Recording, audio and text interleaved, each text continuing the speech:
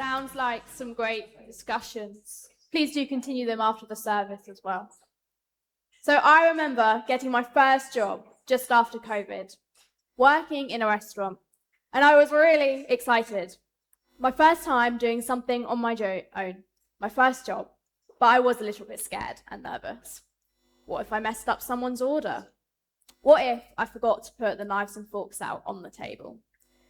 What if I forget to give table 3 their mayonnaise? And yes, I did forget once, and I woke up in the middle of the night thinking, oh no, I forgot to give table 3 their mayonnaise. But I wanted to do a good job, but stepping into something new can feel scary. I bet most of you have had this feeling. When we've had to step out on our own and try something new, we can be a bit scared, but we have to take the step forward by ourselves. And this is where we find Elisha in our story today. Elisha has spent years following and learning from Elijah, but now everything is about to change. And there was that phrase that was repeated, not on your life, I'm not letting you out of my sight. Elijah kept saying this every time Elijah said, stay here. He was saying, I will not leave you. He knew Elisha's time was nearly up, but he wanted to stick by his side till the very end. And Elisha wouldn't leave Elijah. He stuck close by.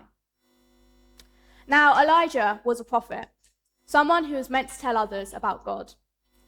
He was faithful to God throughout his life, but he knew his time was nearly over, and he needed a successor, someone to take over for him, to continue the call to share about God. And this person was Elisha.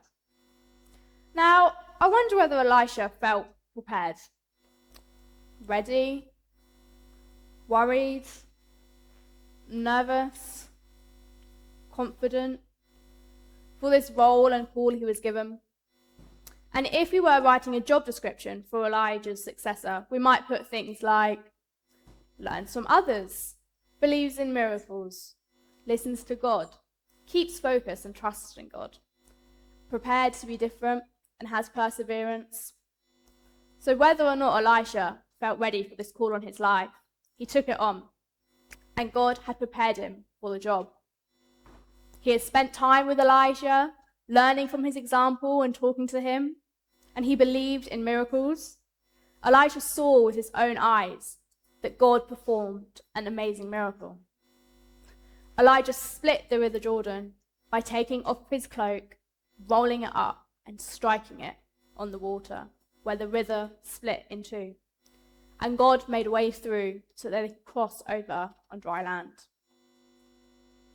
And another spectacular event happened. Can you imagine seeing chariots and horsemen of fire appear? And Elijah went up in a whirlwind to heaven. Whoosh, just like that, and he was gone. Isn't it amazing? I would be very distracted if that was happening right now, right in front of me. And I would still be talking about it years later. However, Elisha acted differently. He was grieving, but he didn't stand there staring up into the sky. He picks up Elijah's coat and gets on what God has called him to do. And Elisha was not distracted. He kept his focus on God. And Elisha listened out for God and trusted in what God was telling him to do. And he, above all, loved God. He would have also needed to have been prepared to be different, to step out of the norm, to stand out from the crowd. People may not want to hear about God, and so he had to be brave, to be different. And lastly, he would have needed perseverance, a chance to keep going in a season of grief, a season of struggle. But he had to keep his eyes focused on telling people about God. Elisha may have not felt ready, but he trusted in God to take up this call. And the wonderful thing is, God doesn't wait till we are perfect before he calls us. He called Elisha while he was still learning. And today, God doesn't call people who have everything sorted.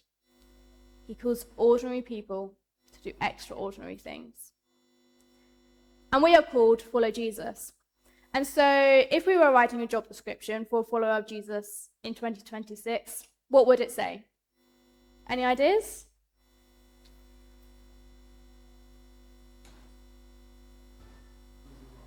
Paul? I would guess learns from others, Yeah. believes in miracles, keeps focus and trusts God. I'm out of ideas. You're out of ideas now. Alan? Adaptable. That's a good one. There's some more other ideas I thought of as well.